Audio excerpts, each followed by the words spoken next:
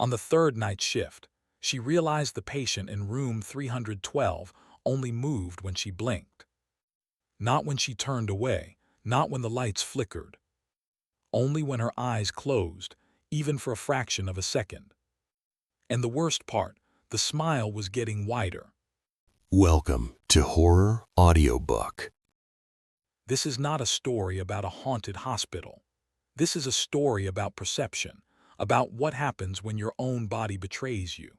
In the forgotten wing of Saint Dympna Medical Center, a night nurse discovers a patient who does not exist in hospital records, who does not appear on camera, and who only moves when no one is looking.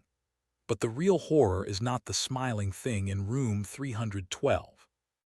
The real horror is how it spreads from room to room, nurse to nurse, until the entire ward begins to blink in unison. Tonight, you will learn why some things don't chase you.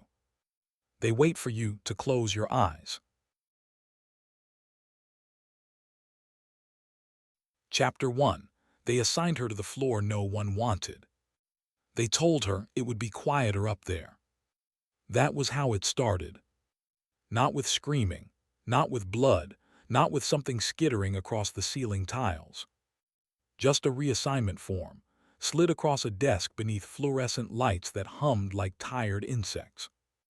"It's quieter up there," the supervisor had said, not looking at her. Mara Vale had worked enough night shifts to understand what that meant. It meant empty hallways, fewer patients, fewer call buttons chiming in overlapping panic, fewer codes. It also meant isolation. And isolation had a sound. Saint Dympna Medical Center had been standing for 72 years. The original brick facade still clung to the newer glass addition like an old scar that refused to heal. During the day, it functioned like any other hospital, controlled chaos, antiseptic brightness, rolling carts, and polite urgency. But at night it exhaled. The third floor had been scheduled for permanent closure for over a year. Budget cuts, staffing shortages, infrastructure issues, words that meant decay in professional language. Half the rooms were empty. The lights in the corridor flickered at irregular intervals, never fully dying, never fully steady. The floor tiles were the older kind, off-white squares dulled by decades of polish and footsteps. Old buildings remember things. Mara believed that. Not in ghosts, not in spirits, but in residue. Places absorbed emotion the way fabric absorbed smoke. And the third floor had absorbed something. Her first night began with the elevator stalling between floors. Just for a second. A soft shudder. The overhead light dimmed, the hum deepened. Then it resumed, doors sliding open to reveal the long corridor of the third floor. No greeting desk, no chatter, no television murmuring from a patient room. Just the distant rattle of an air vent and the faint buzz of fluorescent lights. "It's quieter up there." The words echoed differently now. Her assigned patients totaled 3. Room 304, Mrs. Halpern, 76, post-surgical recovery. Room 309, an empty bed awaiting discharge paperwork. Room 318, a man detoxing from alcohol, sedated heavily. 3 patients did not require an entire floor. But the other floors were full, and no one wanted the third. Because old buildings remember things. Mara walked the corridor slowly, rubber soles whispering against tile. Her badge clipped against her chest with each step. The smell up here was different. Hospitals usually smelled sterile, bleach and plastic and something metallic underneath. The third floor smelled faintly sweet. Not rotten. Not clean. Just sweet, like something left too long in a closed drawer. She checked 304 first. Mrs. Halpern slept peacefully, oxygen line hissing softly, heart monitor steady. Room 309 was dark and empty, sheets folded with precise indifference. Room 318 required more attention. The man shifted in his sedation, muttering half-formed apologies to someone who wasn't there. Mara adjusted his IV and left him with a blanket tucked firmly under his arms. Routine anchored her. Routine was armor. Vitals charting, medication checks. She returned to the nurse's station, a small island halfway down the hall. There were security monitors mounted above it, 4 small screens cycling between hallway views. Except 2 of them were static. Black and white snow fizzing quietly. She leaned closer. The label beneath one read, Corridor East 3F. The other, Room 312.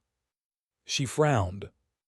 There was no Room 312 on her assignment sheet. She checked the digital system on her tablet. 304. 305. 306. No 312. Maybe decommissioned. Maybe storage. Still, it was strange the camera was active. She tapped the screen. The image didn't return, just more static, crawling like ants across glass. Behind her, one of the fluorescent lights flickered rapidly, then steadied. Old buildings remember things. Hours passed, though outside, the night stayed the same. Around 1:17 a.m., the 3rd floor settled into that deep-hour stillness that felt less like quiet and more like anticipation. Mara made her second round. Mrs. Halpern stirred but did not wake. Room 309 remained empty. Room 318's patient had kicked off his blanket. She replaced it gently. On her way back, she noticed something she hadn't before. The wall directory near the elevator. A brushed metal plaque listing room, numbers in neat black font. 301, 305 right arrow west wing. 306, 311 right arrow east wing. 312 right arrow isolation. 313, 320 right arrow east wing continued. Isolation. Her pulse ticked slightly higher. She glanced down the corridor. There were doors labeled 310, 311, then 313. No visible 312. She stepped closer to the plaque. The font was uniform, not an addition, not taped on. 312 right arrow isolation. She pulled up the floor map on her tablet. There was no 312. No isolation room. Just a blank architectural gap where 2 storage closets should have been. Her skin prickled, not with fear but irritation. Hospitals ran on precision, on documentation. Missing rooms were errors. And errors got people fired. At 2:03 a.m. the call light chimed. Not from 304. Not from 318. From 312. The sound was unmistakable, the soft digital trill that indicated a patient pressing their bedside button. Mara froze. Her tablet lit up. No notification. The system did not register the call. But she heard it. A faint chime, echoing from somewhere down the corridor. She told herself it was a sound glitch, old wiring, crossed signals. Still her feet moved. The hallway seemed longer now. Lights dimmer. The air sweeter. She counted the doors. 308. 309. 310. 311. And then, there it was. A door she would swear had not been there before. Plain, off-white, slightly recessed into the wall as if it had always belonged. A metal plaque screwed beside it. 312. Isolation. Her breath slowed deliberately. Probably storage, she murmured. Her hand hovered near the handle. She listened first. Nothing. No monitor beeping. No oxygen hiss. No movement. Just the hum of electricity in the walls. Old buildings remember things. She tested the handle. Unlocked. The door opened inward with a soft mechanical sigh. The room was dim. One bed. One chair. No windows. The overhead light flickered twice before stabilizing. And there, sitting upright in the hospital bed, was a man. Thin, pale, hands folded neatly in his lap. No IV. No heart monitor.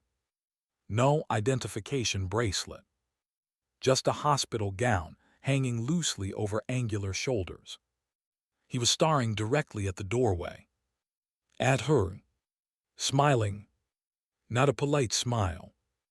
Not relief. Not confusion. A wide, fixed stretch of lips that revealed too many teeth. As if the muscles had been pulled tight and forgotten how to relax. Mara stood frozen in the threshold. She scanned automatically for charts, equipment, anything that justified his presence. There was nothing. No paperwork. No equipment hum. Just him. Smiling. "Sir," she said gently. No response. The fluorescent light above him flickered once. His smile did not change. She took one cautious step inside. The door clicked softly shut behind her. Her eyes burned suddenly, dry from the recycled air. She blinked. Just once. And the chair beside his bed scraped an inch closer to her. She was certain of it. The sound was small. Wood against tile. She stared. The man hadn't moved. Still upright. Still smiling. Still staring. Her pulse thundered in her ears. She hadn't heard him shift. Hadn't seen him stand. The chair was simply closer. She swallowed. "Sir, I need your name." Silence. The sweet smell in the room felt stronger now. Thicker. Her eyes stung again. She forced them open wider. "Don't blink." It was ridiculous, paranoid. But something in her body understood before her mind did. The silence stretched. The smile widened. Just slightly. A thin line forming at the corners of his mouth. Her vision blurred. She blinked. The bed was empty. The man was no longer sitting. He was standing. At the foot of the bed. Closer. Still smiling. And she was suddenly very aware. There had never been a room 312 on her assignment list.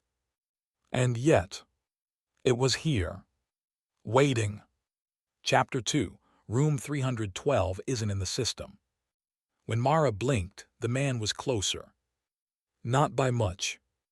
Not enough for someone else to notice. But enough. He now stood at the foot of the bed instead of near the wall. The hospital gown hung straighter, as if gravity had subtly changed direction. His hands were still folded neatly in front of him, his head tilted just slightly to the right. And the smile had stretched. Not wider exactly. Tighter, as though the skin around his mouth had been pulled taut by invisible hooks. Mara did not move. Her training anchored her again. Assess, breathe, confirm. Maybe she had misjudged the distance before. Maybe the light distortion from the flickering bulb had created the illusion of motion. Maybe. The room was quiet except for the faint hum of ventilation inside the walls. No monitors, no oxygen, no IV pumps. No chart at the foot of the bed. She swallowed. "Sir," she tried again, steady, professional. "Can you tell me your name?" The man's eyes did not blink.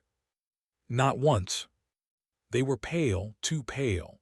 Not clouded, not milky, just an absence of color, as though something had erased the depth from them. His chest did not appear to rise or fall. Still smiling. Still watching. Mara felt her own eyes begin to burn. The recycled air on the third floor was notoriously dry. She'd already noticed it. A practical problem, Nothing supernatural. She backed slowly toward the door, never breaking eye contact. Her hand found the handle behind her. Twisted. The door opened with a quiet click. The hallway lights felt brighter than before, sharper, almost sterile by comparison. She stepped out, and when she glanced back into the room, it was empty. The bed was neatly made. No man. No indentation on the mattress.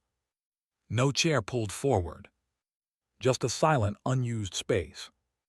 The overhead light flickered twice, then steadied. At the nurse's station, Mara's fingers hovered over the keyboard. The hospital system was precise, brutally so, every patient logged, every room coded, every transfer documented down to the minute. She typed 312. The system returned nothing. She tried filtering by floor. No room 312, listed on level 3. She accessed archived room maps. Room 312, decommissioned, converted to storage, 1998. Her jaw tightened. Converted to storage. She opened the internal floor blueprint. The digital map showed 310, 311, then a blank utility space where 312 once had been. 2 supply closets now occupied the footprint. No isolation unit. No patient assignment. No active room. She picked up the desk phone and dialed it. It rang 3 times before a tired voice answered. Systems support. This is Mara Vale, 3rd floor. I need clarification on room 312. Pause. 3rd floor doesn't have a 312. It does, she replied, keeping her voice calm. I'm looking at the door. Another pause, keyboard clicking faintly through the receiver. Room 312 was decommissioned 25 years ago, converted to supply storage. It's not in the system. But the directory lists it as isolation. That plaque hasn't been updated since the wing shut down. It's cosmetic. She looked toward the hallway. From her angle she could see the edge of the corridor, the stretch of doors, the dim fluorescent lighting. She could not see 312 from here. If it's not in the system, the IT tech added, voice flat, rehearsed, it's not real. The phrase lingered in her ear. If it's not in the system, it's not real. She almost laughed. Hospitals loved that logic. Vitals not charted didn't happen. Medication not logged, never administered. Patient not entered doesn't exist. She hung up slowly. The security monitor above her crackled. She looked up. Corridor East, 3F displayed normally now. The grainy black and white image showed the hallway stretching empty. Room 312's camera feed, however, remained static. She narrowed her eyes. There was no camera in that room, according to the system. So what was that feed, labeled 312? Static pulsed softly, like distant snowfall. Old buildings remember things. Hours passed, though outside, the night stayed the same. At 2:47 a.m., Mrs. Halpern needed assistance to the restroom. A welcome distraction, something solid, human. Mara helped her gently, listening to her sleepy murmurs about her grandchildren. The simple weight of a living person grounded her. You look pale, Mrs. Halpern whispered suddenly. Long shift, Mara replied. You shouldn't go in that room. Mara stilled. What room? The one at the end. Mrs. Halpern's cloudy eyes blinked slowly. He doesn't like to be interrupted. A thin line of cold traced down Mara's spine. Mrs. Halpern, there isn't. But the old woman had already drifted back into a half-sleep. Mara guided her safely back into bed. Routine. Vitals charting. Normalcy. Yet every time she looked toward the hallway, she imagined she could see the faint outline of a door that hadn't been there before. At 3, 12 a.m., she stood outside room 312 again. She didn't remember deciding to walk here. Her body had moved on its own. The plaque gleamed softly beneath the fluorescent lights. 312. Isolation. Her pulse thudded, slow and heavy. If it's not in the system, it's not real. She placed her hand on the handle. It was warm. Not room temperature. Warm. She opened the door. The room looked identical to before. Bed. Chair. No equipment. And there he was, sitting upright again. Hands folded. Smiling. The same man. The same impossible stillness. Her heart hammered once hard. "Sir," she whispered. No response. She stepped inside, this time deliberately counting the distance between them. 12 feet. 11. 10. He did not move. Did not breathe. Did not blink. Her own eyes watered. She kept them open. 9 feet. 8. The smell was stronger tonight, sweet and metallic underneath, like sugar dissolving in iron. 7 feet. She felt absurd, testing a theory born of exhaustion. 6 feet. Her vision blurred slightly. 5. She forced herself not to blink. 4. Her eyes trembled, begging for moisture. 3. Her throat tightened. 2. Her eyelids fluttered. Just once. And when they opened, he was 1 foot away. Close enough that she could see the faint cracks at the corners of his mouth, as if the skin had split from being stretched too long. Close enough to see that his eyes were not pale from lack of pigment. They were pale because they had no pupils. Just blank surfaces reflecting her own face back at her. His smile widened. A soft tearing sound accompanied it.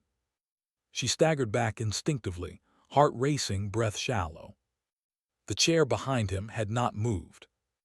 The bed had not shifted. Only him. Only during the interruption. Her interruption. If it's not in the system, she whispered to herself, it's not real. But he was standing in front of her, and reality was beginning to feel negotiable. He leaned forward slightly. Not a full step. Just enough to invade her space. And for the first time, he inhaled. A long, slow breath. As though he had been waiting for her to bring him air. Her eyes burned violently now. Tears streamed down her cheeks. She refused to blink. The muscles in her eyelids twitched uncontrollably. He leaned closer. Smile widening. Waiting. Because he didn't chase. He didn't lunge. He didn't scream. He waited. For her to close her eyes. And somewhere down the corridor, a call light chimed. Not from 304. Not from 318. From 312. Again. But she was already inside. And there was no call button on the wall. Only the man. Smiling. As her vision finally blurred beyond control. And she blinked. Chapter 3. It only moves when you blink. When Mara blinked, the room changed. Not violently. Not dramatically. But enough. The man was no longer 1 foot away. He was standing directly in front of her. Close enough that she could feel the faintest whisper of air against her face. Not breath, not warmth, just displacement. As if something had occupied the space between them too quickly. She did not remember stepping back. She did not remember him stepping forward. But the distance had collapsed. And the smile had widened beyond anatomy. The corners of his mouth now stretched thin, splitting the skin in fragile lines that glistened wetly under the flickering light. He still hadn't blinked. Not once. Her own breath came shallow and fast. Don't blink. The thought wasn't rational. It wasn't medical. It was instinct. She forced her eyes open wider, feeling the strained tug at the corners. Tears streamed freely now, blurring her vision, but she refused to wipe them away. The man stood perfectly still. No swaying. No breathing. Just that smile. Seconds passed. Nothing happened. Her pulse slowed slightly. Maybe she had imagined the movement. Maybe exhaustion was playing tricks on her peripheral vision. The third floor was known for odd acoustics, for faulty lighting, for its oppressive stillness. Old buildings remember things. Maybe she was remembering something that wasn't there. She swallowed, testing the theory forming in her mind. Slowly, carefully, she took one deliberate step backward, without breaking eye contact. The man did not move. She shifted her weight again. Still nothing. Her heart steadied. This was absurd. A hallucination, perhaps. Sleep deprivation-induced micro-episodes. She worked double shifts before. The brain, when deprived of rest, filled in blanks with invention. If it's not in the system, she whispered hoarsely, it's not real. The man's smile trembled slightly. Not in reaction. In anticipation. Her eyes burned fiercely now. The dryness felt like sand grinding beneath her eyelids. She counted silently. 1, 2, 3. The room remained unchanged. 4, 5. Nothing. She took a slow breath and experimentally closed her eyes. Just for a second. Just to moisten them. The chair scraped. A soft, unmistakable drag of wood against tile. Her eyes flew open. The man had not moved. But the chair, once beside the bed, now stood directly behind her, blocking the door. Her throat tightened. She hadn't heard footsteps. Hadn't heard him shift. Only the chair. Her heart began pounding again. Don't blink. Don't blink. Don't blink. The phrase looped through her mind, a mantra growing louder with each heartbeat. She stared at him harder, as if intensity alone could freeze him in place. His head tilted slowly. Not during a blink. Not during a distraction. But gradually, as though time itself bent differently around him. Her breath caught. Had he just moved while she was watching? No. No, she would have seen it. Wouldn't she? The fluorescent light above them flickered once. Just once. In that flicker, that microscopic interruption, his hand was no longer folded neatly in front of him. It hung at his side. Closer. Her stomach dropped. That wasn't a blink.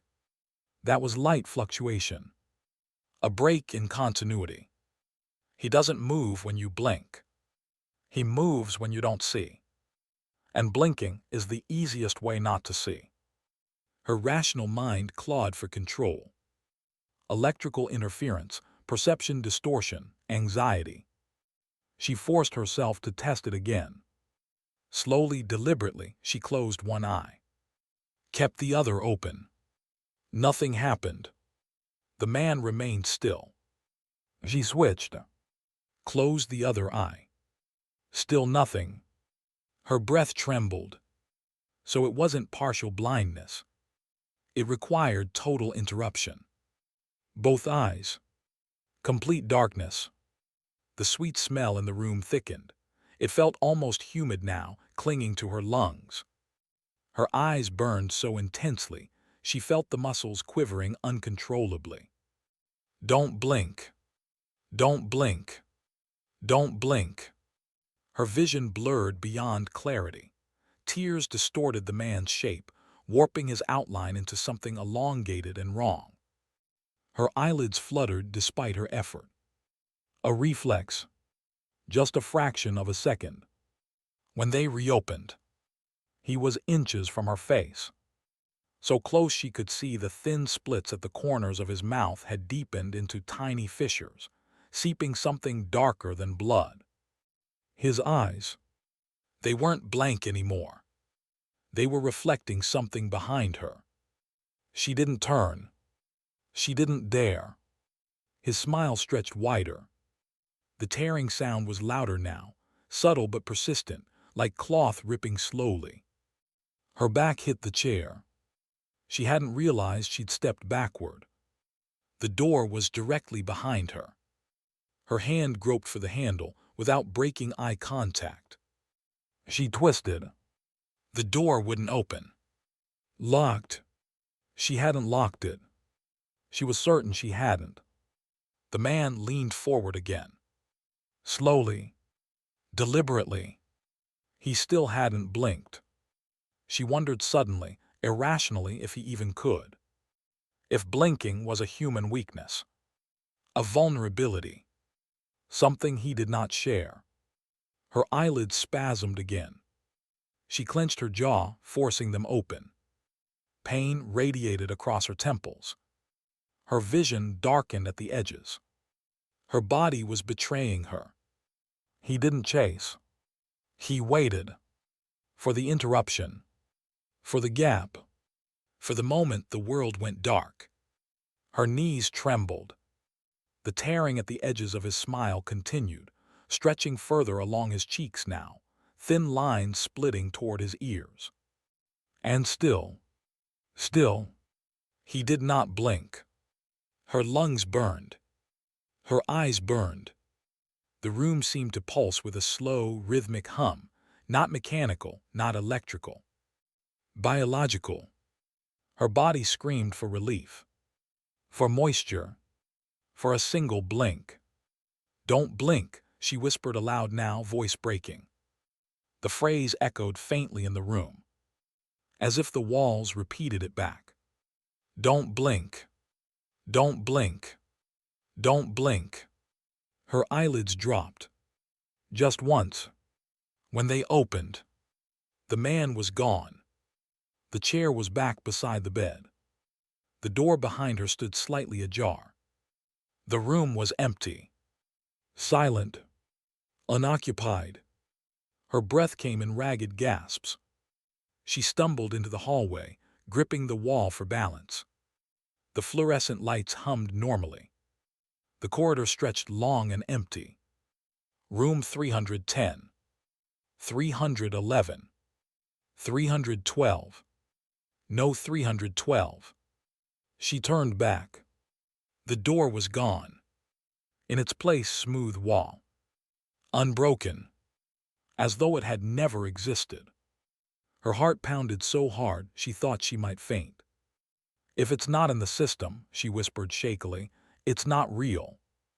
But her eyes still burned. And at the edges of her vision, just before the next blink, she could have sworn she saw something standing at the far end of the corridor. Smiling. Waiting. For her to close her eyes again. Chapter 4. The cameras see nothing. By 4:06 a.m., Mara had stopped trusting her eyes. Which was inconvenient.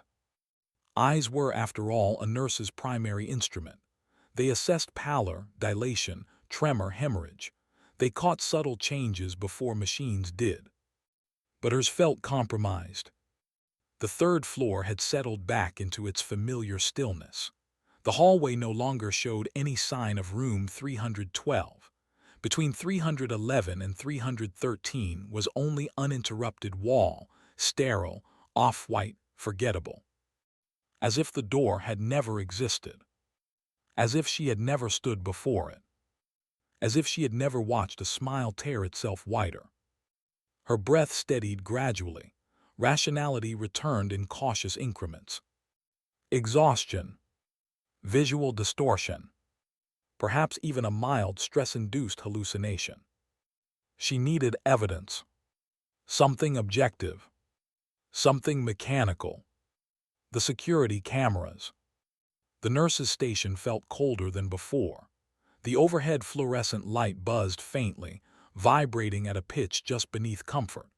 The air smelled faintly metallic, mixed with that lingering sweetness she couldn't identify.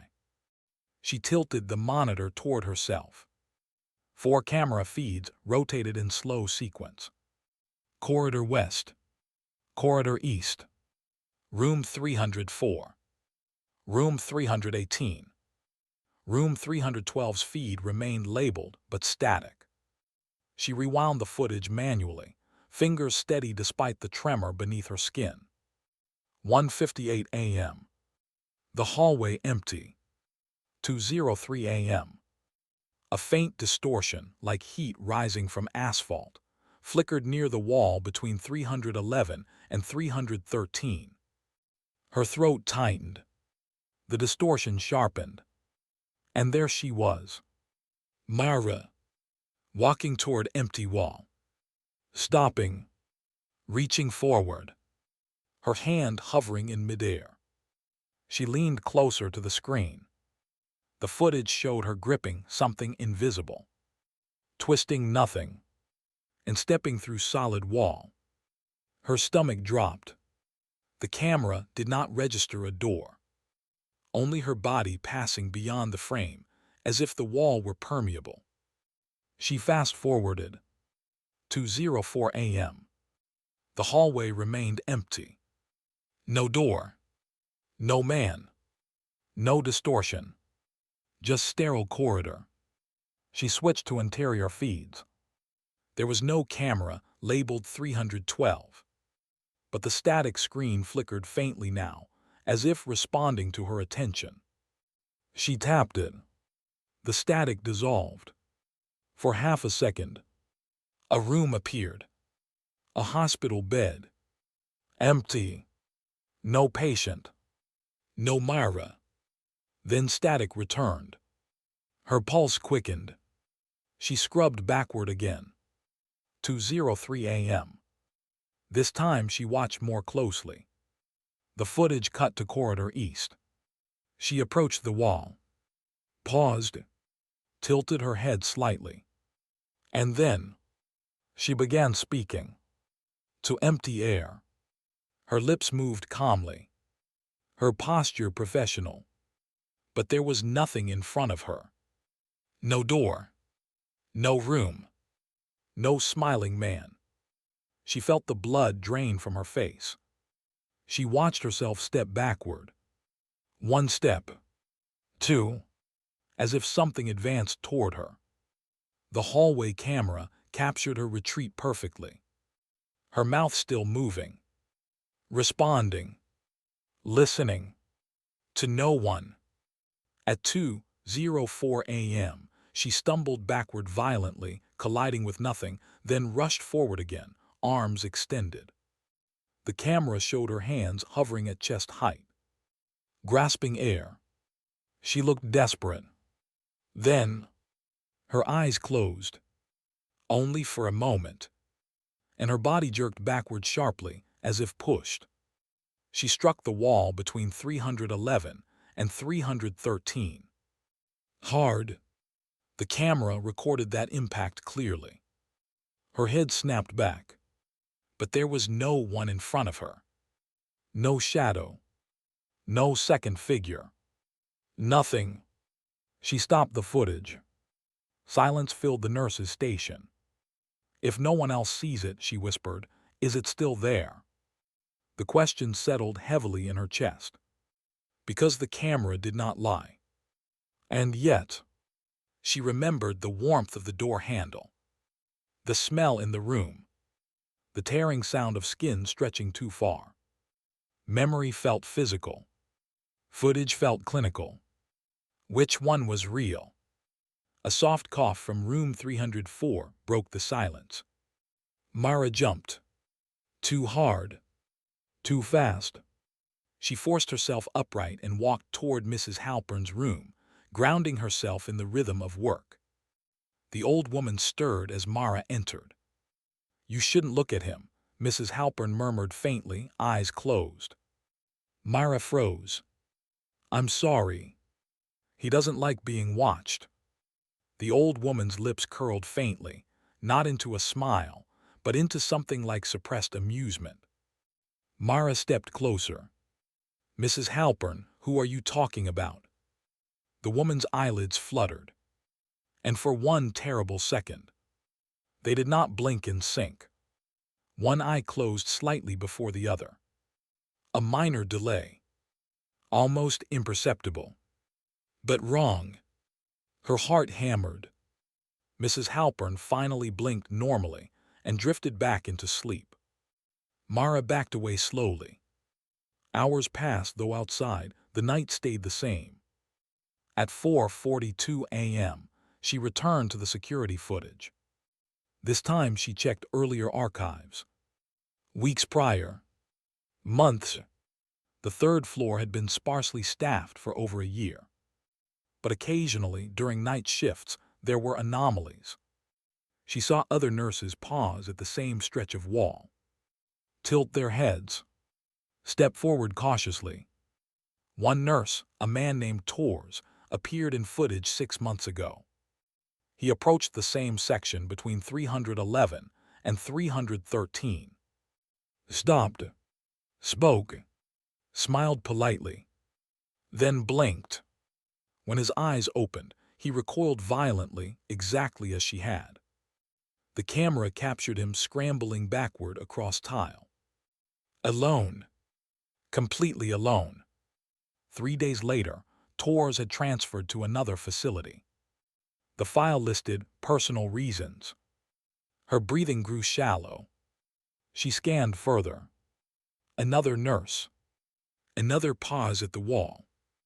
Another silent conversation. Another blink. Always the blink. And always from the camera's perspective, nothing there. If no one else sees it, is it still there? The phrase circled her mind like a vulture. The cameras saw emptiness, but they also saw reactions. Fear, retreat, engagement. The footage did not record the man, but it recorded the space he occupied. As absence, as interruption. And absence was still something. The static feed, labeled 312, flickered again. She leaned forward slowly. The static pulsed rhythmically now. Not random. Not white noise. Almost like breathing. The image sharpened gradually. The room appeared once more. Empty bed. Empty chair. Dim light. Then, in the far corner of the frame, a faint outline. Barely visible. A distortion in shape. Like heat shimmer. The distortion widened. And within it, a curved line appeared. White. Too white. A smile. The static cut instantly. Black screen. Her heart thundered painfully in her chest. The hallway lights flickered twice. Then steadied. Behind her, a soft scraping sound. Wood against tile. She did not turn immediately. She did not blink. Her breath came slow and measured. "If it's not in the system," she whispered faintly, "it's not real." But the sound came again. Closer. She turned slowly toward the corridor. The hallway remained empty. Perfectly still. Except the chair from the nurse's station. It had moved. Only slightly. Angled toward the wall between 311 and 313. As if someone had stood there, watching the footage with her. Her eyes burned. The dryness returning. Her eyelids trembled uncontrollably. She forced them open. Forced herself to stare at the empty corridor. At the blank wall. At the place where room 312 did not exist. "If no one else sees it," she whispered again, voice barely audible, "is it still there?" Her vision blurred. Her body demanded relief. Just a blink. Just one. And as her eyelids finally closed, the hallway camera behind her recorded something stepping into frame. smiling, and the cameras saw nothing. Chapter 5. The smile spreads. By 5:30 a.m., the third floor felt inhabited. Not crowded, not busy, but occupied. The silence no longer felt empty, it felt shared. Mara sat at the nurse's station with both palms pressed flat against the desk, grounding herself in something solid. The security monitors hummed above her. Corridor East remained still. Corridor West still. Rooms 304 and 318 showed sleeping patients under dimmed lights. And yet the air felt thicker, sweeter, as if something unseen had exhaled into it and was waiting to see who would breathe it in. Old buildings remember things, but this felt newer than memory. This felt active. She made her rounds early. Routine was protection. Room 304 first. Mrs. Halpern lay on her back, hands folded neatly over her blanket. Too neatly. Mara stepped closer. The old woman's lips were curved upward. Not dramatically, just slightly. A faint smile that did not belong to someone deeply asleep. "Mrs. Halpern," Mara whispered. No response. The oxygen line hissed gently. The heart monitor beeped at a steady rhythm.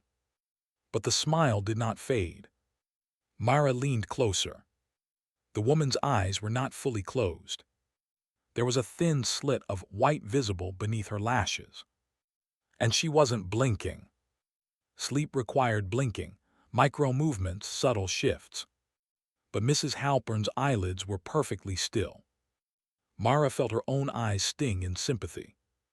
She reached out gently and brushed her fingers across the old woman's forehead. The skin was warm, normal, alive. The smile twitched faintly, as if responding to touch. Then slowly, Mrs. Halpern's eyes opened. Both at once. Perfectly synchronized. She stared directly at Mara. Still smiling. "Did you find him?" she whispered. Mara's throat tightened. "Find who?" Mrs. Halpern blinked once, and the smile vanished. Her expression slackened into confusion. "Did I say something?" Her voice sounded tired now, ordinary. Mara stepped back slowly. "No, just checking on you." She left the room with her heart pounding. Room 318 was worse. The detox patient had been sedated heavily. He was not expected to wake until morning. But he was awake now. Sitting upright, hands folded in his lap. Smiling. Mara stopped in the doorway. The posture mirrored it too precisely. The gown hung loosely over his shoulders. His eyes were open, dry and glassy. She stepped closer. "Sorry." He didn't respond. His lips were stretched wider than normal, exposing gums. The heart monitor beeped steadily beside him. He was breathing. Alive. Human. But the smile did not move with muscle or emotion.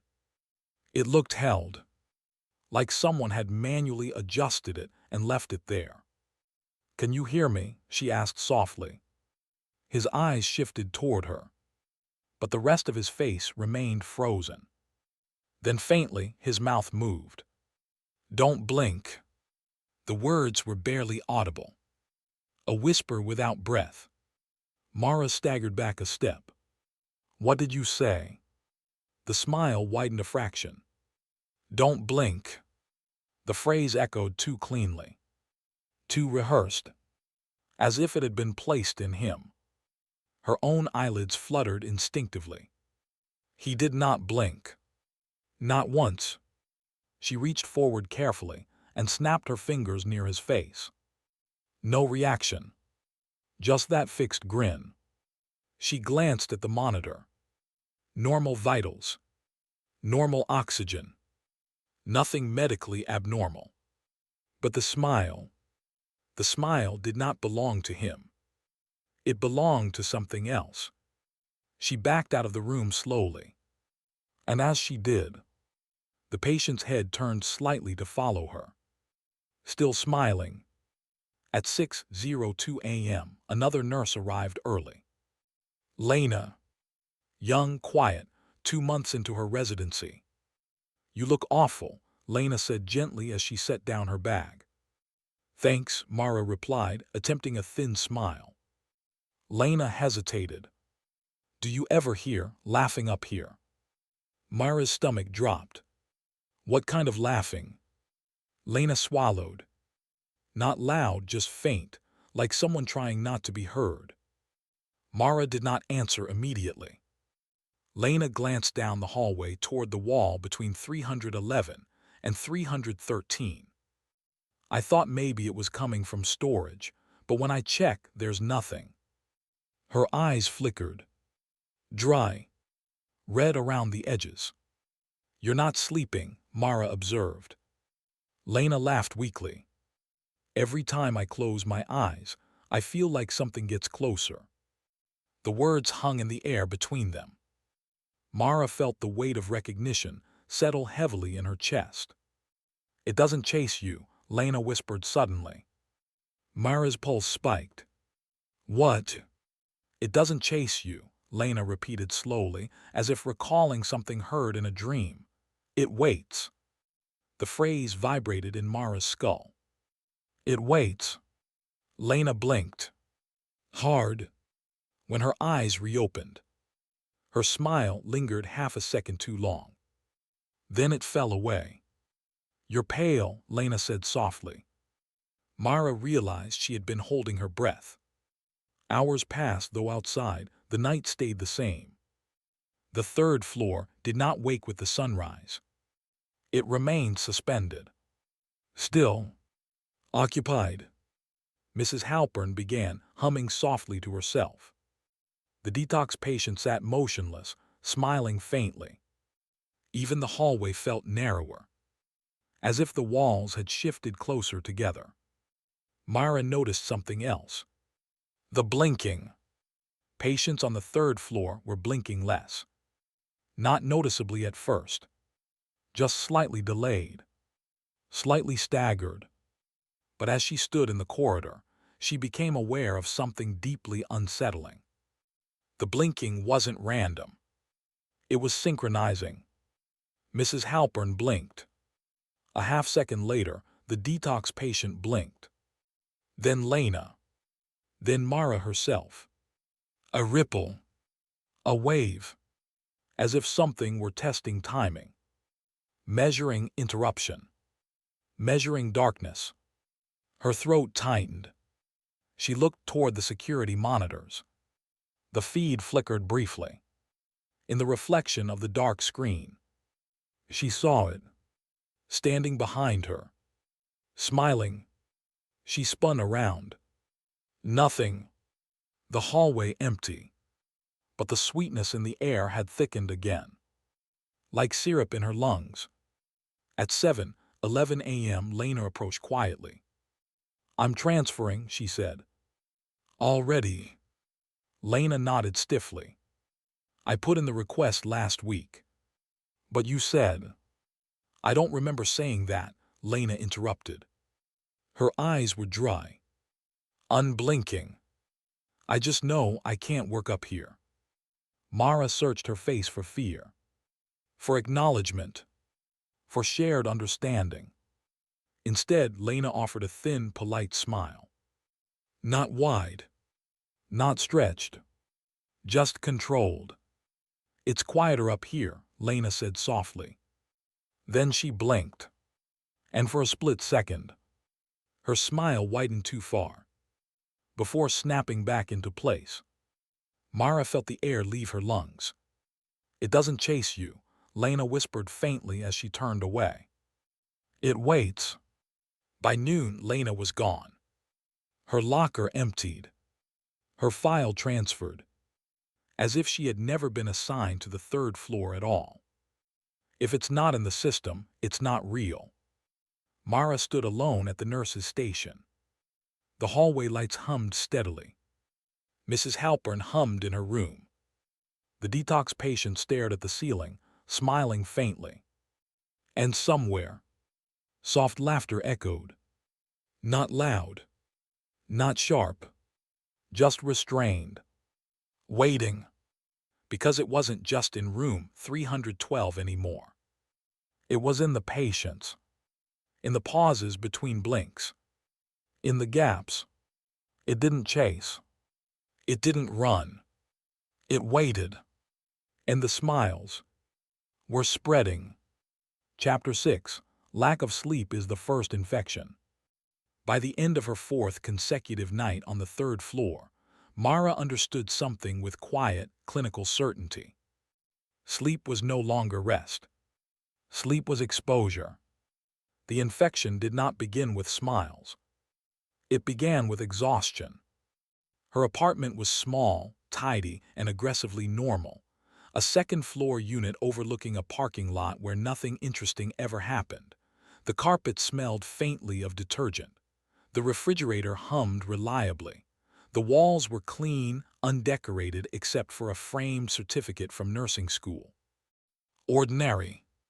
Safe. She locked the door behind her at 8:12 a.m., slid the deadbolt and leaned her forehead against the wood. Silence. No flickering lights. No humming monitors. No sweetness in the air. Just quiet. Her body trembled with fatigue. She hadn't slept properly in days. Every time she closed her eyes, even for seconds, the darkness felt occupied. The body is a door. Blinking is the handle. The metaphor had come to her sometime around 3 a.m., between patient rounds and reviewing footage. She didn't know why it felt true. But it did. The door did not open because he forced it. The door opened because she did. She moved to the bathroom mirror and stared at her reflection. Her eyes were bloodshot, lids swollen from strain. She tested it. Slowly, deliberately, she blinked. Her reflection blinked back. Nothing changed. The room remained the same. But her heart still skipped. Just in case. Hours passed, though outside, the day moved normally. Sunlight filtered through blinds, cars came and went. The world blinked constantly and survived. Mara lay in bed at noon, staring at the ceiling. Her eyelids felt like weighted curtains. Every instinct in her body begged for sleep. She resisted. Don't blink. But blinking was involuntary. Breathing was involuntary. The body demanded it. She turned on the television for background noise, a cooking show, bright colors, loud, cheerful voices, artificial normalcy. Her eyes fluttered. Just a fraction. When they reopened, the ceiling seemed lower. She sat upright sharply. The room looked identical, but the air felt thicker. She swung her legs off the bed and walked into the living room. Everything was where it should be. Couch, coffee table, television, front door still locked. She exhaled slowly. Hallucinations from sleep deprivation were common. She had treated patients who experienced them during extended hospital stays. Visual distortions, auditory illusions, the brain filling and missing rest with fiction. She returned to the bedroom, sat on the edge of the bed, and closed her eyes. Just for one full second. When they opened, he was standing at the foot of her bed, smiling. Her breath froze in her lungs. The hospital gown hung loosely from his frame, bare feet against her carpet.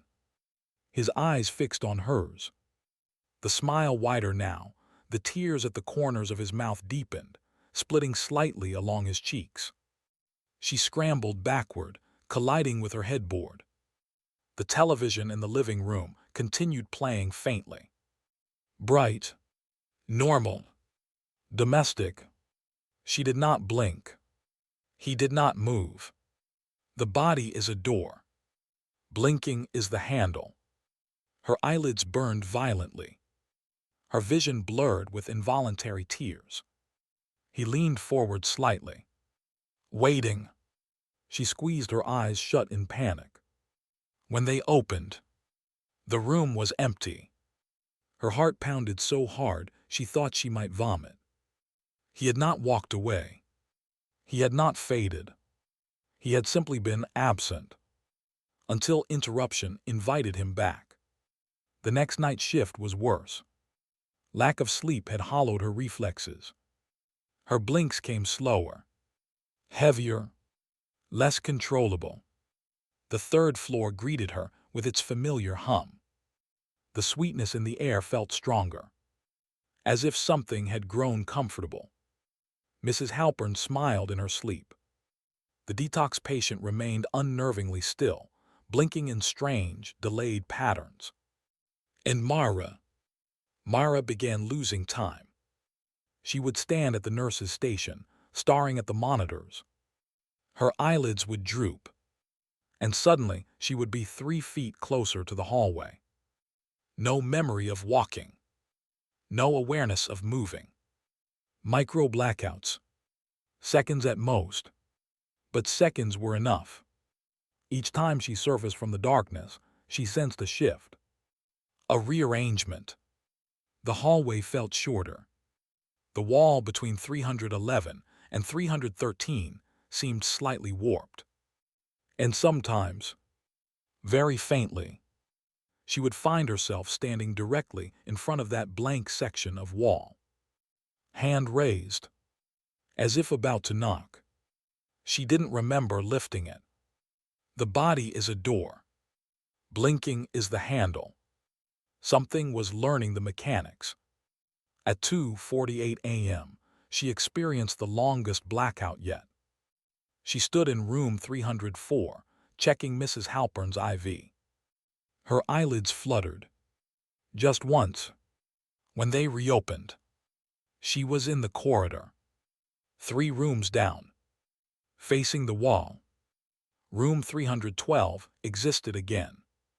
The door stood fully formed. Plaque gleaming. Isolation. Her heart hammered. The door was slightly ajar. A sliver of darkness visible within. She did not remember walking here. She did not remember leaving Mrs. Halpern. The sweetness in the air felt suffocating now. Thick, sugary, rotting beneath. Her eyelids trembled again. Heavier, harder to control. She forced them open wider. Her hands shook. The door creaked open further on its own. Inside, the bed was empty. The chair empty. The overhead light flickered slowly. And then, in the reflection of the polished tile, she saw him, standing behind her, smiling. She did not turn. If she turned, she might blink. Instead, she whispered, voice breaking, "I'm not opening it." The reflection tilted its head. The smile widened. The tearing at the corners deepened further, now tracing thin red lines toward his ears. Her eyelids spasmed uncontrollably. Fatigue overwhelmed willpower. She blinked. When her eyes reopened, he was no longer behind her. He was in front of her, inside the doorway, closer than ever before. His hand lifted slowly. Not to touch, not to strike, just to hover inches from her face. Her vision darkened at the edges. The body demanded relief. The door demanded opening. Blinking was no longer a choice. It was a reflex. And reflexes could be trained. Or infected. Her eyes closed again. Longer this time.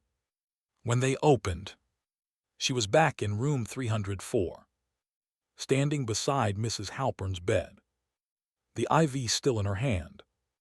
Only seconds passed, but Mrs. Halpern was awake, smiling faintly. "You look tired," the old woman whispered. Mara stepped back slowly. Her eyelids felt heavier than ever, as if something pressed against them from the inside. The infection was not in the air, not in the walls, not in the room.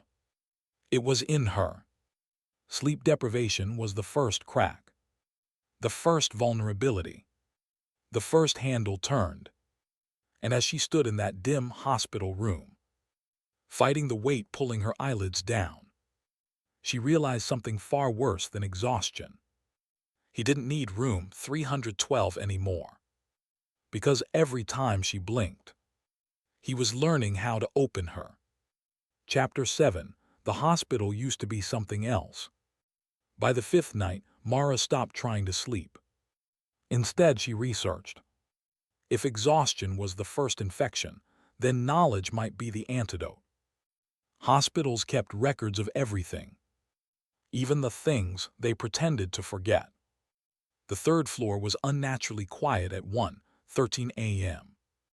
Mrs. Halpern rested with her faint, lingering smile. The detox patient blinked in delayed rhythm. The hallway lights hummed softly, flickering at irregular intervals.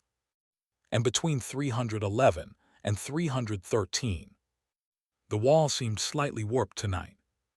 Not visibly bulging, just wrong, like a memory pressed too hard into drywall. Mara avoided looking at it directly. Looking invited blinking. Blinking invited interruption. Instead, she accessed the hospital's archived system from the nurse's station, deeper than standard floor maps, construction logs, renovation permits, department transfers. Saint Dympna Medical Center had not always been a general hospital. Before modernization, before expansion, before the glass addition and cosmetic upgrades, it had been something else. She found it in an archived document dated 1974. Third floor, psychiatric containment ward. Her breath slowed.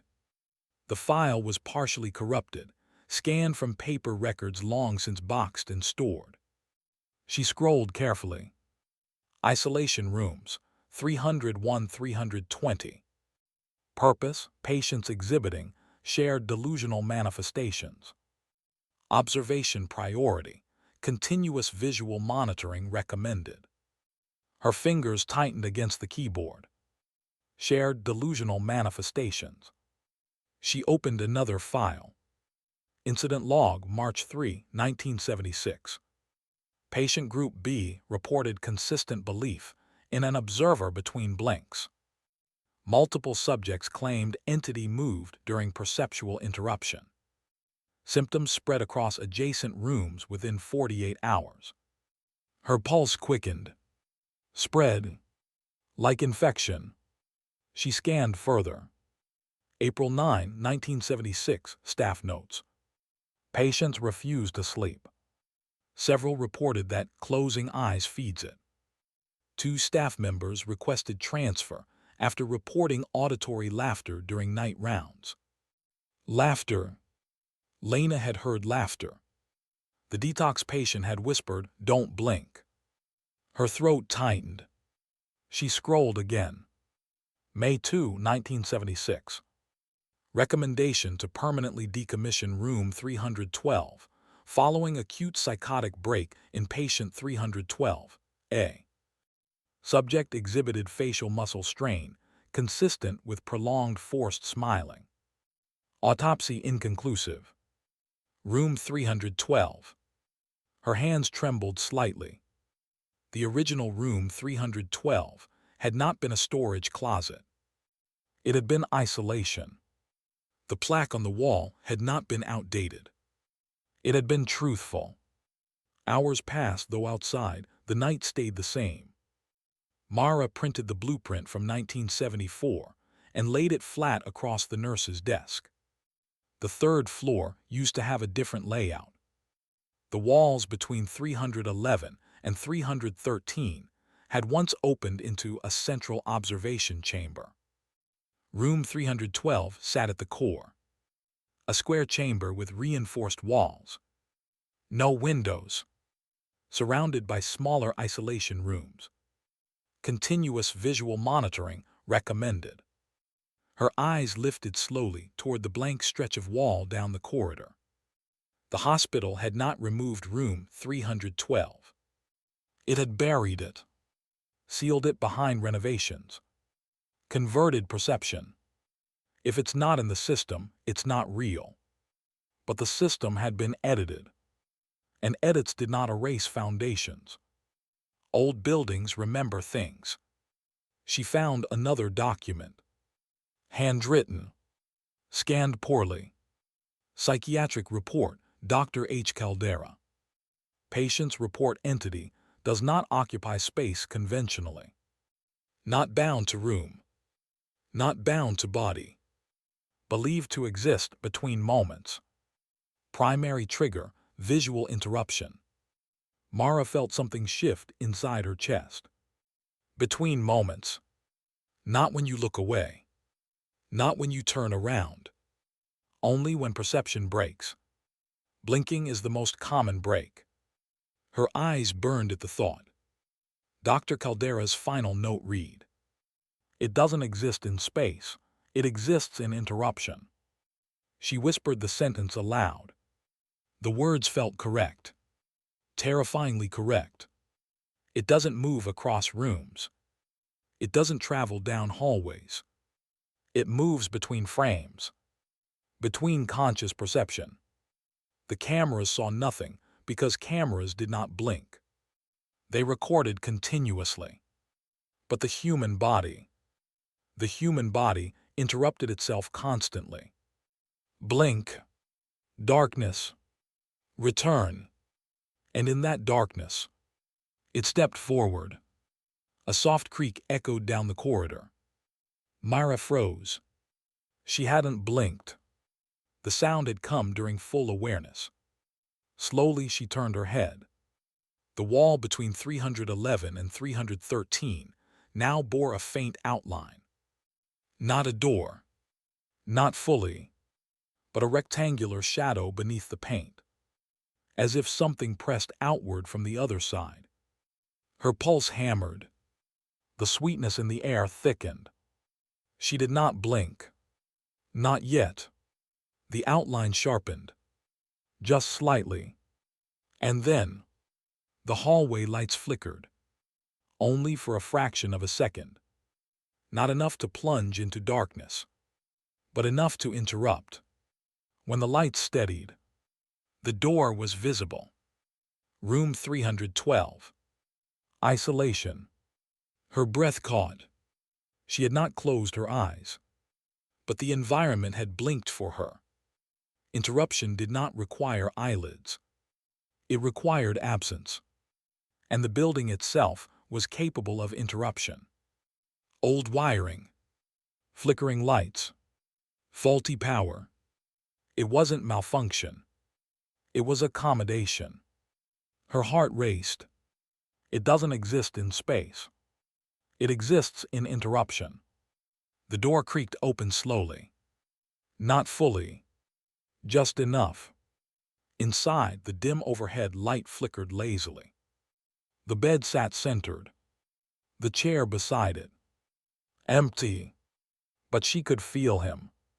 Waiting. She stepped forward cautiously, clutching the printed blueprint in trembling hands. Room 312 was sealed, she whispered to the empty hall. The door creaked wider. The blueprint in her hand showed the original isolation chamber, extending further than the visible room. A central space behind it. A cavity inside the walls. A place designed for observation. For containment. But containment required continuous sight. And humans could not maintain continuous sight. They blinked. They slept. They interrupted themselves. The hospital had not solved the problem. It had hidden it. Her eyelids twitched violently. Exhaustion surged again. The door invited her forward. The sweetness in the air was overwhelming now. Almost pleasant. Seductive. She stepped into the threshold. The room looked slightly larger tonight. The walls further apart. The bed positioned slightly differently, as if space itself adjusted during interruption. Her vision blurred. The blueprint slipped from her fingers, fluttered to the tile floor. She refused to blink. He appeared slowly at the far side of the bed. Not stepping, not forming, simply present, smiling wider than before. The tears along his cheeks now extended nearly to his ears. His eyes were no longer pale. They were dark, completely dark, absorbing light rather than reflecting it. She forced her eyelids open wider, feeling pain radiate across her skull. "You're not in the room," she whispered shakily. His head tilted. The smile stretched further. "You're in the interruption." The words did not come from his mouth. They echoed in her mind. Soft, patient. It doesn't exist in space. It exists in interruption. Her knees trembled. The lights flickered again. Longer this time. A full second. The world dimmed. Not complete darkness, but enough. When the lights steadied, he was inches away, closer than ever before. His smile split fully at one corner, a thin line of blood tracing downward. Her breath came shallow. She understood now. He did not move through hallways. He moved through the space between perception, between thought, between blinks. And if that was true, then sealing rooms meant nothing. Because the interruption traveled with her. Her eyelids trembled uncontrollably. The body demanded relief. The door begged to be opened. The handle begged to turn. The hospital had once tried to watch him constantly. Continuous visual monitoring recommended. But humans failed. Humans blinked. And she was so tired. So unbearably tired. Her vision dimmed again. Longer. He leaned closer, smiling wider, waiting, because he did not need space. He needed interruption. And she was about to give him one. Chapter 8. It learns your rhythm. By the 6th night, Mara stopped believing she could outlast it. She began to understand something worse. It was adapting. The 3rd floor no longer felt abandoned. It felt coordinated. The hum of the fluorescent lights had fallen into a pattern. The soft hiss of oxygen lines seemed timed. Even the distant ticking of the hallway clock struck with unnatural regularity. Rhythm. Everything had rhythm. Breathing. Heartbeats. Blinking. And blinking was the weakest rhythm of all. Mara stood at the nurse's station with a cup of bitter coffee trembling in her hand. She hadn't slept in over 30 hours. Her eyelids felt bruised from holding them open. Across the hall, Mrs. Halpern sat upright in bed. Awake. Smiling faintly. In room 318, the detox patient stared at the ceiling. Unblinking. The security monitors flickered softly overhead. Mara had begun tracking her blinks.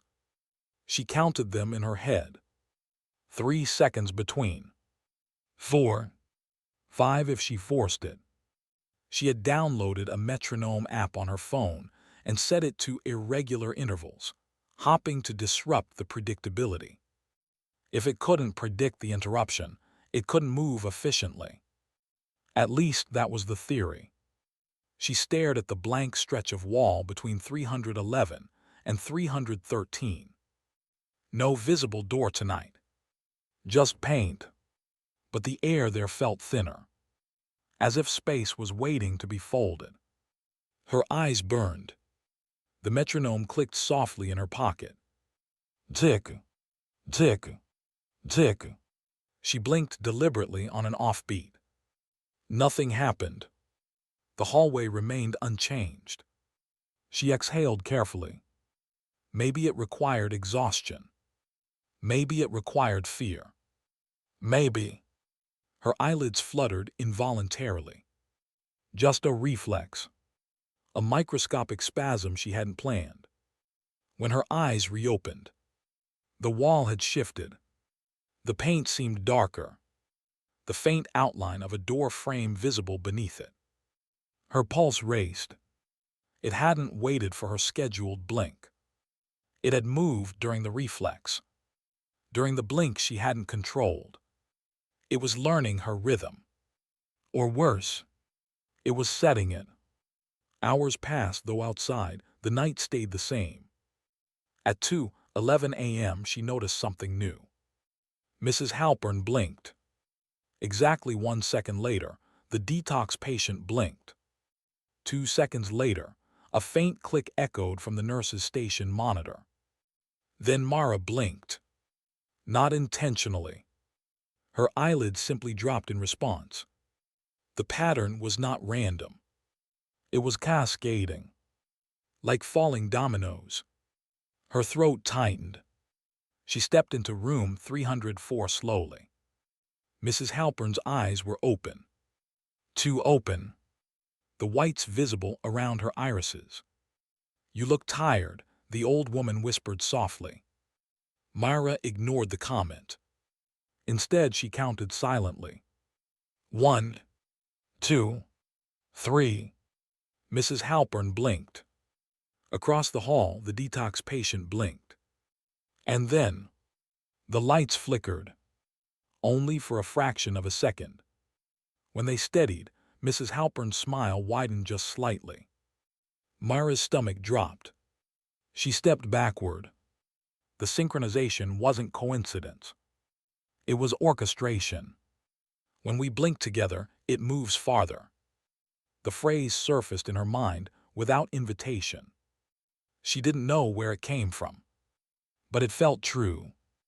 1 blink moved it inches. 2 blinks moved it feet. Multiple blinks. She glanced into the corridor. The wall between 311 and 313 now bore a clear indentation. A door pressing outward from beneath the surface. It was almost fully formed. And she hadn't blinked alone. At 2:39 a.m. it escalated. The detox patient began laughing softly. Not loudly. Not hysterically. Just a thin, controlled chuckle. Mara entered his room cautiously. He sat upright, hands folded. Smiling wider than human anatomy comfortably allowed. His eyes were dry, red around the edges. "Stop," she whispered instinctively. His laughter halted instantly. "Don't blink," he murmured. She forced her eyes wider. He blinked. Across the hall, Mrs. Halpern blinked. Down the corridor, a faint metallic scrape echoed. Her eyelids twitched involuntarily in response. When they reopened, room 312 stood fully visible in the hallway. Door open. Light flickering inside. Closer than it had ever been. Not at the midpoint. Not between 311 and 313. But directly across from the nurse's station. It had moved location. Not by sliding. Not by shifting physically. But by appearing where interruption allowed it. When we blink together, it moves farther. The entity did not need to move itself. It used them. Used the synchronized interruption to advance. Her breath quickened. If every patient blinked at once. If staff blinked at once. How far could it go? Beyond the 3rd floor. Beyond the hospital. Her eyelids spasmed violently. Exhaustion surged like a wave. She grabbed the edge of the nurse's desk to steady herself. The metronome in her pocket continued ticking uselessly. Tick, tick, tick. The rhythm no longer belonged to her. The 3rd floor had its own timing now. Mrs. Halpern blinked. The detox patient blinked. The hallway lights dimmed fractionally. Mara fought the reflex with everything she had. Her eyes watered, burned, vision blurred. The door to room 312 creaked open further. Inside, he stood, closer than ever before. Not inside the room, not confined to the bed. He stood at the threshold, smiling wider than before. The splits along his cheeks now extended nearly to his jawline. When we blink together, it moves farther. Her mind repeated it frantically. She turned to the security monitors. The camera feeds showed the hallway empty. Room 312 did not exist on screen. But the patients' rooms, every single patient on the third floor, was smiling faintly. All of them staring at their ceilings. All of them unblinking. Waiting. The synchronization built slowly. Like a conductor lifting a baton. Mara felt the rhythm gathering. She counted desperately in her head. 1, 2, 3. Mrs. Halpern blinked. The detox patient blinked. The hallway lights flickered.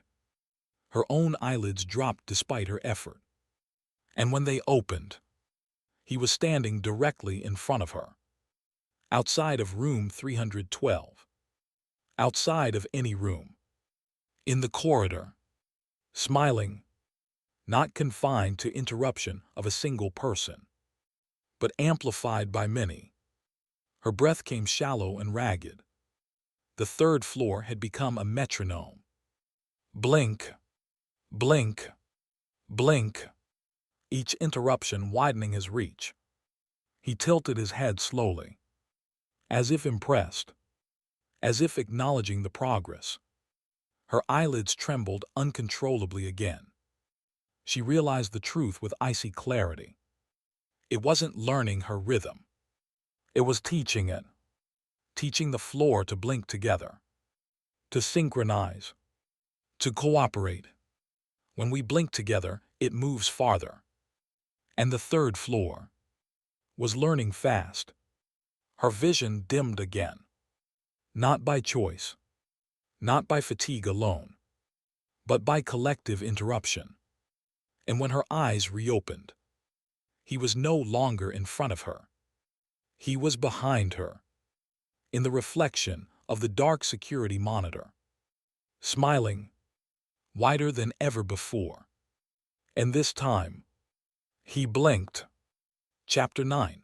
Room 312 is everywhere now. When it blinked, something changed. Not in the hallway. Not in the lighting. In her. Mara saw it clearly in the reflection of the darkened monitor, the smiling thing behind her, splitting its eyelids closed and open in a slow, deliberate motion. Mocking her. Learning was over. Now it was demonstrating.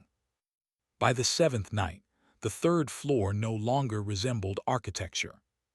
It resembled a system. Every door, every patient, every flicker of light felt connected by invisible wiring.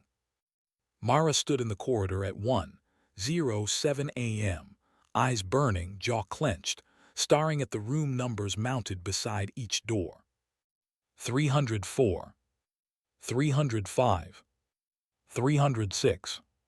Familiar. Stable. She turned away for just a second to grab her chart.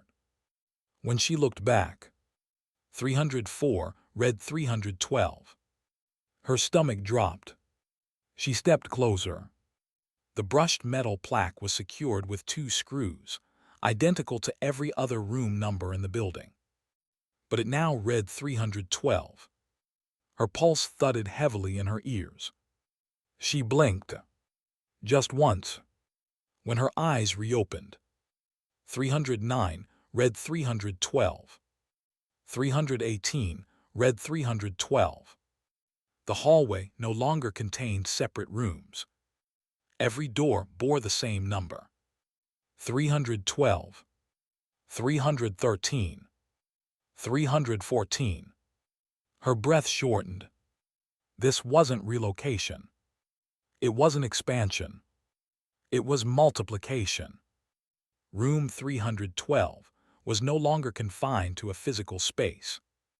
It was an event. An interruption. An interruption could happen anywhere. Mrs. Halpern's door creaked open softly. Mara turned toward it cautiously. The plaque read 312. Inside, the old woman sat upright in bed. Smiling. "You moved me," she whispered gently. "I didn't," Mara replied hoarsely. "Yes, you did," the old woman insisted. "We all did." Across the hall, the detox patient stepped into the doorway of what also now read 312. He stood perfectly still, smiling. The lights flickered once. Her vision wavered. When she steadied herself, the hallway had grown longer, doors extending further than before, all of them labeled 312. The air smelled overwhelmingly sweet now. Thick, syrupy, clinging to her lungs. Old buildings remember things. But this wasn't memory anymore. This was occupation. It doesn't occupy a room. It occupies attention gaps. The realization struck her with cold clarity. Room numbers were perception. Labels. Symbols to anchor space. But space meant nothing to something that lived in interruption. If every blink created a gap, then every gap was a doorway. And if multiple people blinked, multiple doorways opened at once. When we blink together, it moves farther. The phrase echoed in her skull. But farther didn't mean distance. It meant reach. Reach into more rooms. More minds. More interruptions. At 2:32 a.m. the power failed. Not completely. Just a dip. A sudden, heavy drop in voltage that plunged the corridor into dim emergency lighting. Red bulbs flickered weakly above each doorway. For half a second, everything went black. And instinctively, everyone blinked. Even those already smiling. Even those who had been unblinking for hours. The body responded to darkness by closing its eyes. It was automatic. Human. Unavoidable. Mara tried to keep hers open. But the sudden blackness forced her lids shut. Just for a fraction of a second. When the lights snapped back on, the hallway was gone. Not physically, but spatially. The doors were no longer aligned. They overlapped. Stacked. Layered. Each labeled 312. And in every doorway, he stood. Dozens of him. Smiling. The tears at the edges of his mouth now splitting his face nearly in half. Each one identical. Each one waiting. Her heart hammered violently in her chest.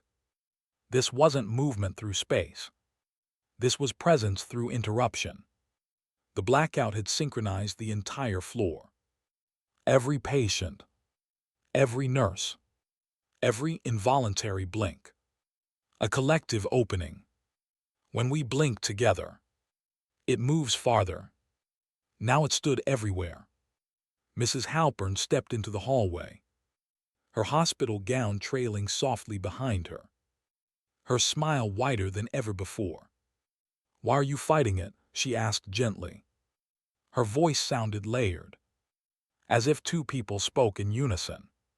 The detox patient joined her. Then another door opened. And another. All labeled 312. All revealing patients smiling faintly. Their eyes dry. Unblinking. Mara backed away slowly. Her shoulders collided with a door behind her.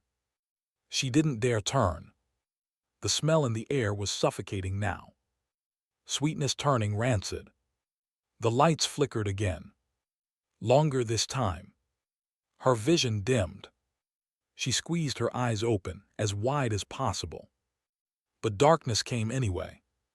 When the lights failed completely, every person on the third floor instinctively closed their eyes. Total interruption. Total blackout.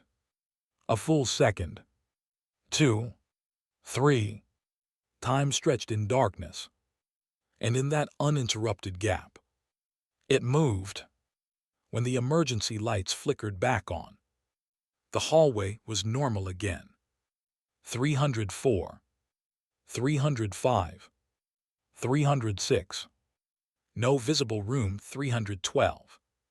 No multiple doors. No dozens of smiling figures. Just the quiet corridor of an aging hospital floor. Mrs. Halpern stood in her doorway. Expression neutral. The detox patient returned to his bed. The sweetness in the air faded slightly, as if something had settled deeper. Mara stood trembling. Alone. Except, she wasn't alone, because she could feel it now. Not in the hallway. Not in a room. Inside her vision. Inside the split-second delay between thought and sight. Room 312 was no longer architectural.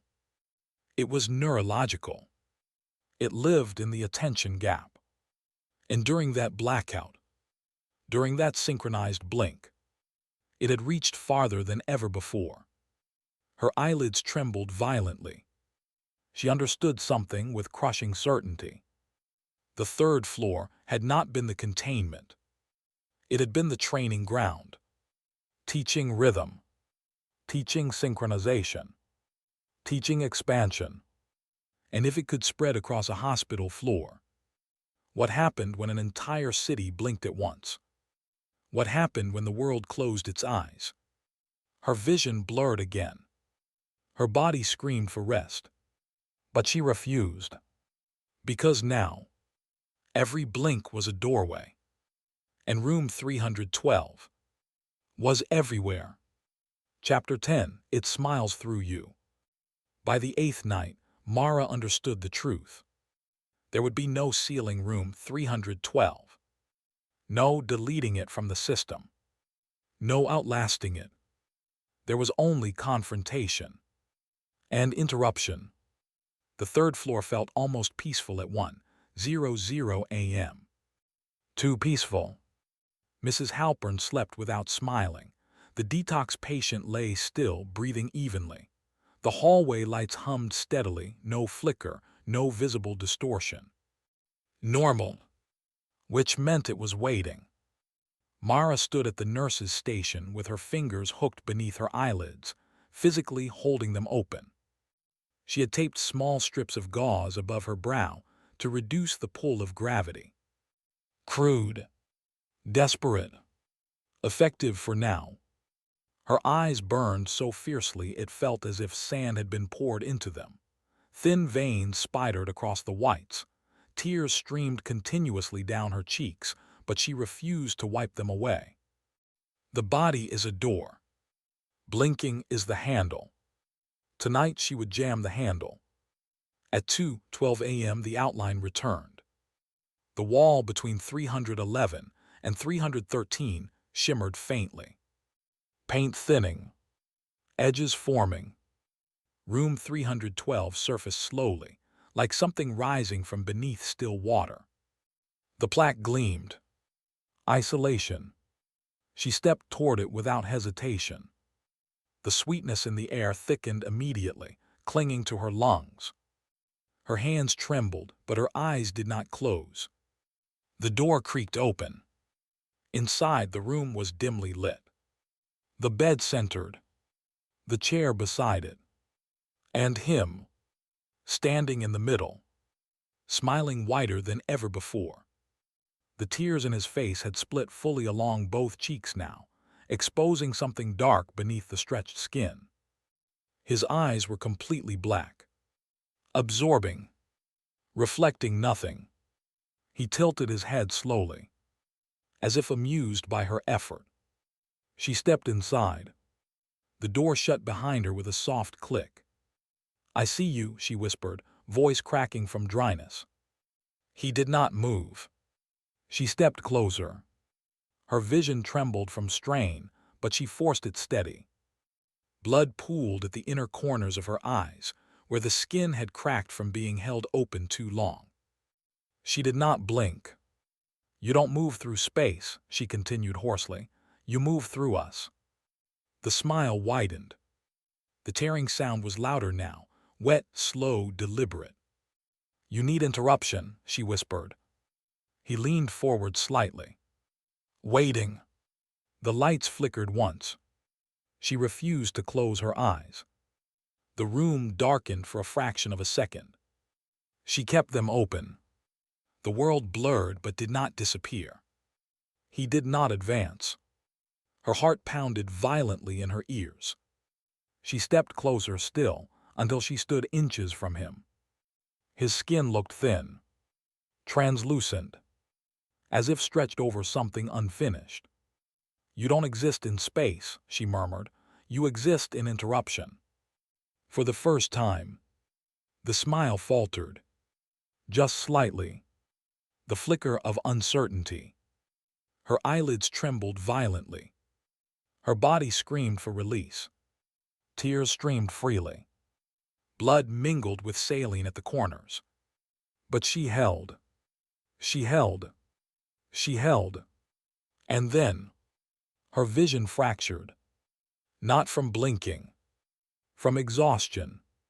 Her brain shut down the signal entirely. Total blackout.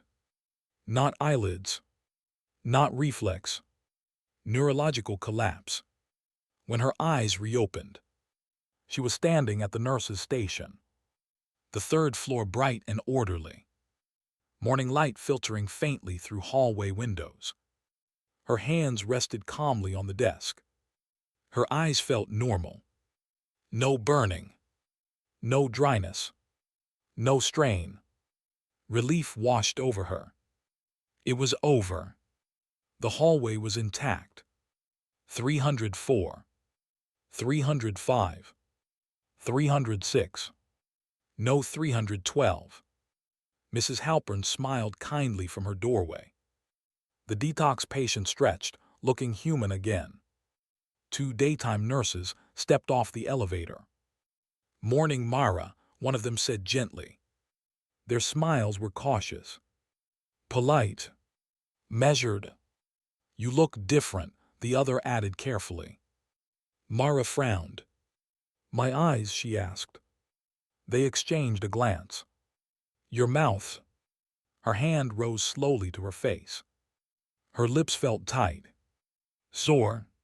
She stepped toward the reflective surface of the security monitor. And saw it. Her smile. It stretched wider than her natural anatomy allowed. The corners of her mouth extended nearly to her cheeks. Thin splits along the edges. Still healing. Still tender. Her eyes were perfectly moist. Perfectly unstrained. And unblinking.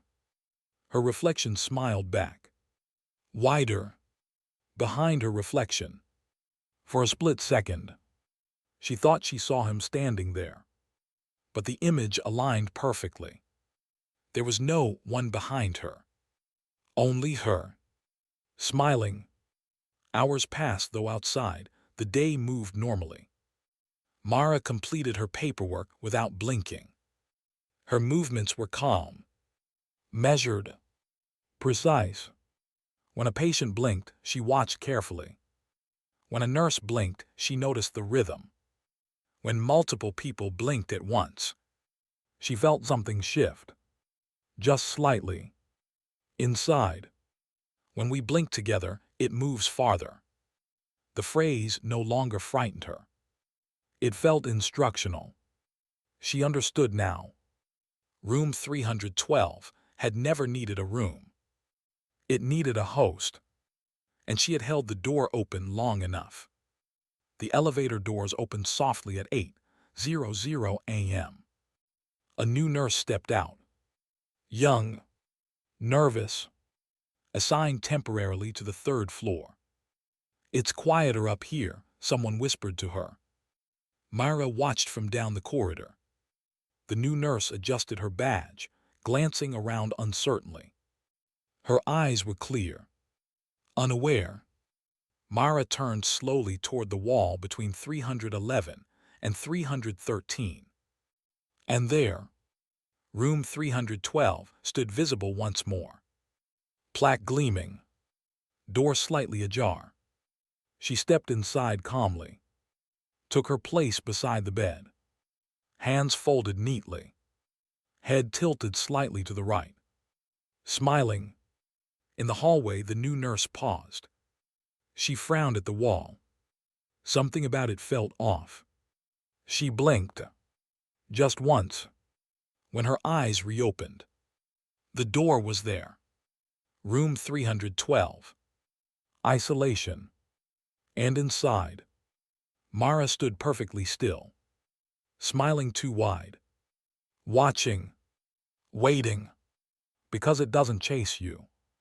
It waits for you to close your eyes. Closing chapter. You've just listened to the story of Room 312, but this was never about a hospital. It was about perception, about the fragile mechanics of the human body, about the smallest weakness, a blink, becoming an open invitation. We trust our senses, we trust our eyes, but what if the most ordinary reflex is a doorway? What if something doesn't need to run, doesn't need to hide, doesn't need to scream because it has already learned patience? The smiling thing never chased anyone. It waited. And tonight, after this story ends, after the screen goes dark, after you lie in bed staring at the ceiling, your eyes will grow dry. Your vision will blur. And you will blink. So here is your challenge. Try not to. And if you enjoyed this descent into psychological horror, subscribe now, because the next story is already waiting in the dark, watching for you to close your eyes.